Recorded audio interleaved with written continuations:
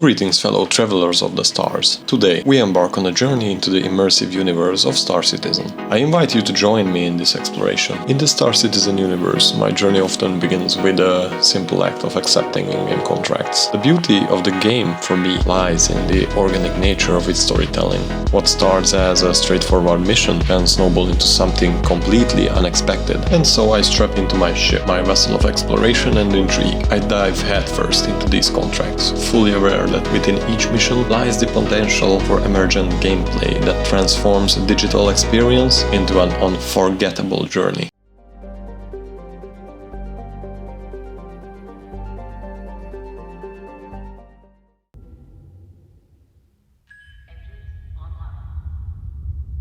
For today's adventure, I'll be hopping into the nimble and versatile snapship, the C8R Pisces. The C8R comes with a Tier 3 medical bed, which is like having a mobile clinic. We're fully equipped with medical supplies to handle whatever the universe throws our way. And yes, that includes flares and even some chocolate and drinks to keep the space explorers' spirits high. It's all about being prepared, versatile, and of course, having a little fun along the way. From tight maneuvers to a medical bed that's ready for action, this ship's got it all. And we've landed onto the frozen surface of Yila. As soon as the ramp opens up, bam! The temperature drops to a bone-chilling minus 44 degrees Celsius. So there I am, bundled up like a space explorer version of a snowman. I mean, I've got my armor on, I've got my gear, but even that's not enough to stop the chill from creeping in. But hey, no time to let a little frostbite slow me down, right? I'm on a mission, and it's time to get my Sherlock Holmes on. I start scouring the frozen landscape, eyes peeled for any clues. The urgency is real, and let's be honest, I'm not looking to turn into a human popsicle out here. So with every step, I'm not just battling the cold, I'm battling time. I know one thing for sure though, I'm not about to let Yela's icy grip keep me from completing my mission.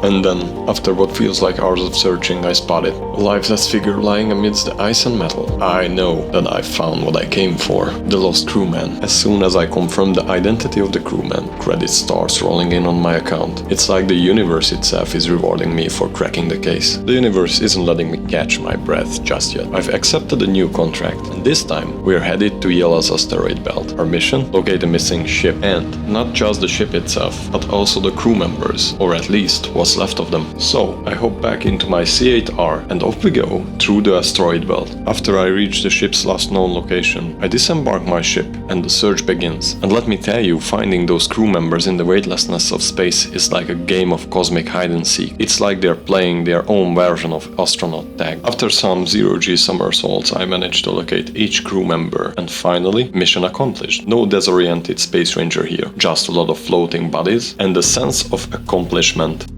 After the icy grip of Yela, I feel warmed up and ready for some action.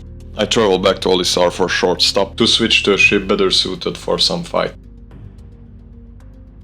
This time, I hop into the Avenger Stalker, a sleek interceptor that was designed with combat in mind. It can punch pretty well above its size. So what's next on the menu? High threat beacon. Now, I'll be the first to admit my dogfighting skills might be a bit rusty, but there's nothing like a high-stakes challenge to help me get back on my feet. It's me and my NPC friend here versus a Constellation Andromeda and an Anvil Valkyrie. The Connie takes the spotlight first.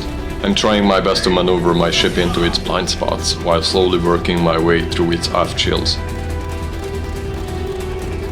If I can manage to chip away the defenses, I might be able to cripple the engines and turn it into a sitting duck. It might not be an easy task for me at the moment, but as the combat draws out, I can feel the dormant skills slowly resurfacing.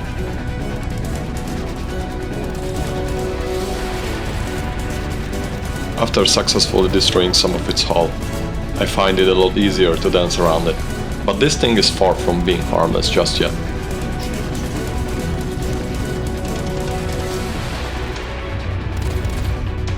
Finally, one of its engines is gone.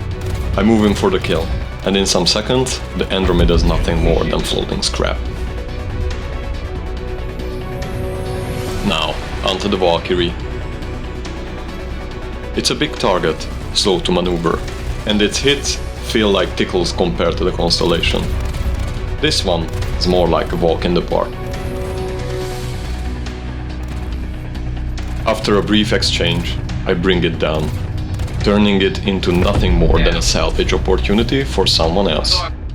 I'm left with a hunger for action that only a good old-fashioned bunker mission can satisfy. So, I chart a course back to the icy embrace of Yela.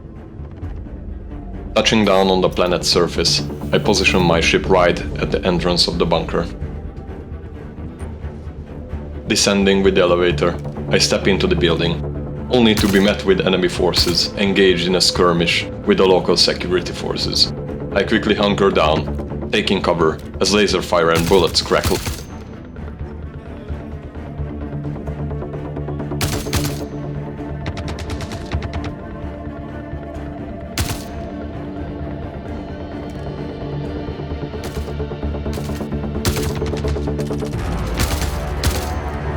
After taking out a good chunk of the enemy forces, I start to push deeper into the bunker to neutralize the last remaining enemies. I cannot help myself but to check behind my shoulder at times. You can never know when you run into another player on spots like these.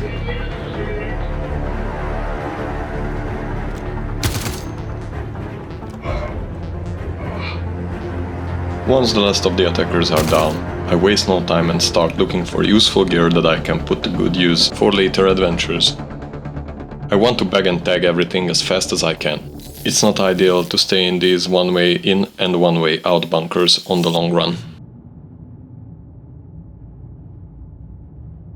My next target is on Selin, where I'm greeted by the sight of a literal scrapyard consisting of destroyed player ships. Way to go, bunker paranoia.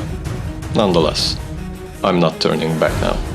As per usual, I descend with the elevator, checking corners.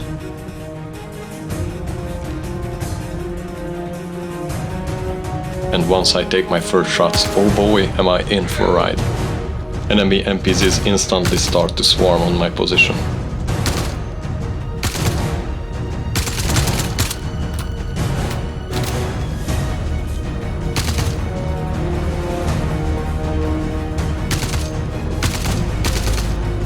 Most of them are just target practice, but some of them actually get a good jump on me this time.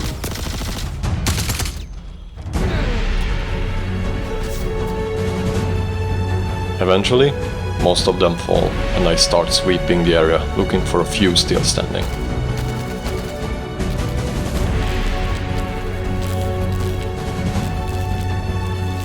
After making sure I'm the only one alive inside, I channel my inner loot goblin and gather the goodies. Then, head back to Portal Isar.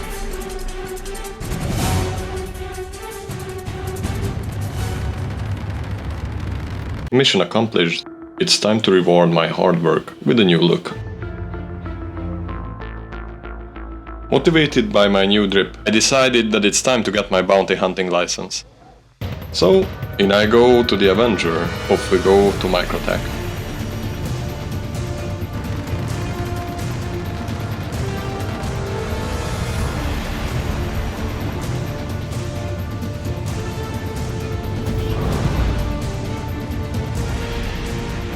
At my target's location, I offer a quick renovation of his ship whether he wants it or not. Just in time, because here comes a rescue beacon. I'm lucky enough to put my hands on it, and it happens to be on this planet. Lucky me. So, with a small amount of Contanium in my tanks, I make my way over to this person in distress, then use the bunker's own tower to get up close without any turret fire. As per usual, I descend and try my best to take out enemy NPCs while looking for possible ambushes from other players at the same time.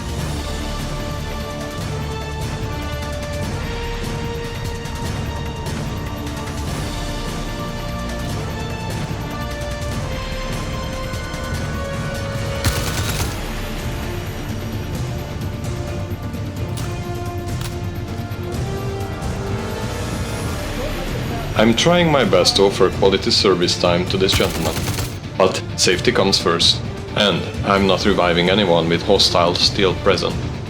Eventually, there's a pause in the action, and I use the opportunity to pull my lazy friend here to cover, strip him of his weapons and revive him.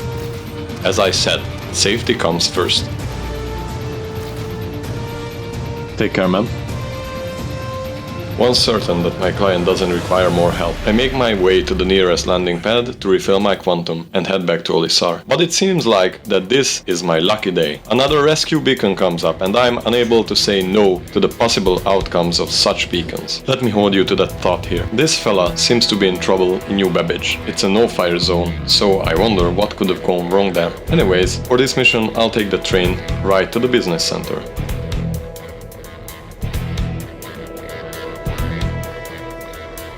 I quickly rush to center mass to find